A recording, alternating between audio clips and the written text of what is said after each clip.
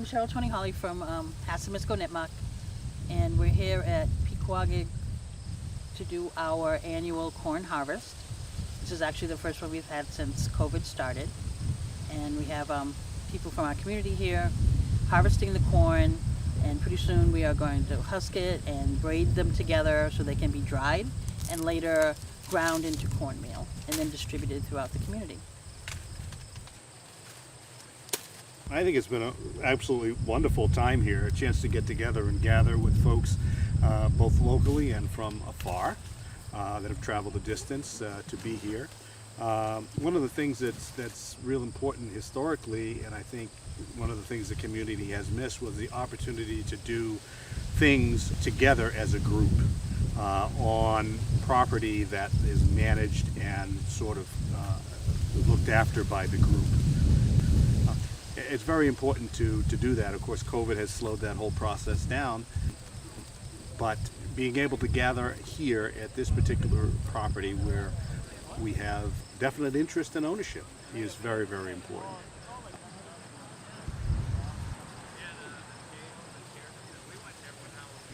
You know, they call us the stewards of the land, and this is our land. It's always been our land. It's just other folks have had it before us, and so we're very comfortable with this land.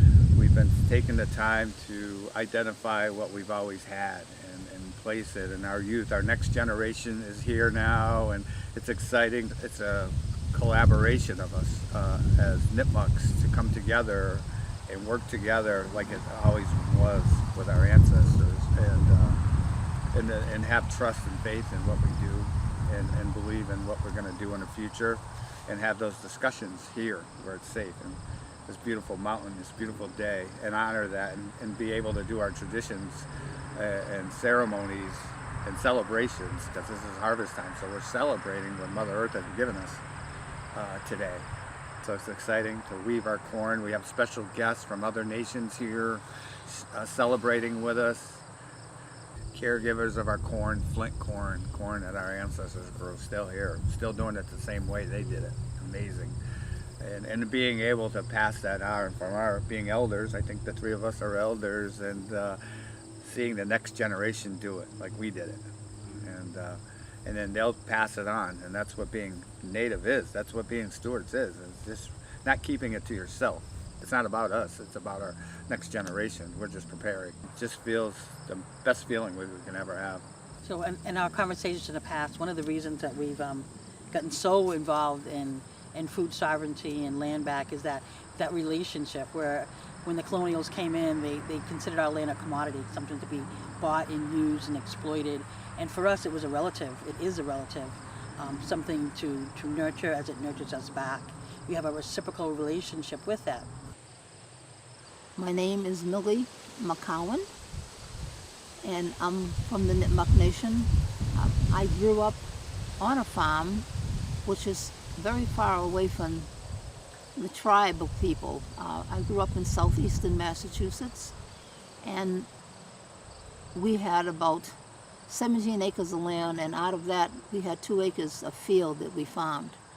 My grandmother was very involved in making sure we had a garden, and we all participated in growing that garden, and we had corn, potatoes, beans. They got their pumpkins, their squash, their corn.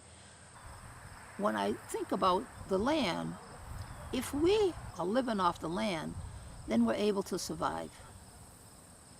It was important to me because I had all this place that I could go and learn from different things, and trees and vegetation and flowers and brooks. Those were my friends, and that's how we lived. And for me, this was a beautiful way of living. And for a long time, we have lost that. Where we lived, there was construction corporations came in. They polluted the water. They polluted the land. And I've seen other families that had farms, they started to sell them. But my grandmother, she stood firm on never selling our property. And that was her words, you never sell the property. And I understand, it took me many years to understand why it was so important. When I look back now, is that the land is how you survive. Everything that we need comes from the land. If we don't have access to those there, we're not going to survive. We need fresh air. We need the grasses. We need the trees. Colonialism caused that relationship to be disrupted, and you can see it in our people. We have a lot of diabetes, a lot of heart disease, a lot of obesity, and things like that. All food-related diseases that are killing us. So one of the reasons why we decided to go deeper into food sovereignty was to reduce the level of those diseases and to reestablish our relationship with the land. We believe that once that relationship is reestablished, then our relationship with each other will be well as well. So it's more than just our physical health. It's our spiritual health, our emotional health, our mental health. It's all tied in with our land, our kin, our more than human kin, and getting back to that. And it's important, I think, you know, if you look at it, 1675, the end of King Philip's War, basically, to the present day. And so what is that if we do our arithmetic? 347 years? If we talk about land back and that sort of thing, 347 years is kind of a good time to think about it. Our people in this land, with this land, have survived climate change multiple times. And it's that in-depth knowledge we have of our local systems, our local land, our local plants, our local foods, our local animals, that allows us to survive. And that's why that land back is so important to us. It's safe havens for our people so that we can grow with each other. We can teach our next generations how to thrive and live into the next era, whatever that era may be. Teaching them how to hunt, how to fish, how to grow their own food, what's medicine and what isn't. Those are all very important things for us and for our future generations and for our elders now. Even to acknowledge where we're standing and sitting, we can see the identify, you know, the chamomile over there, the teas right here, the herbs that'll help us for our stomach flus. You're just standing right in it, and it's amazing. A lot of people don't know these things, but we have to make sure our next 7 generations know that. Because if something's where they live is no good, they can come here. They have a place to protect them. And we have people here learning that everything that's here and documenting it for those folks that can't be here, and we bring it to them. So that's how important the land is to us. It's kind of a joyous time for us because it's like, I don't know how to say this. It's like you can see it unfolding before you.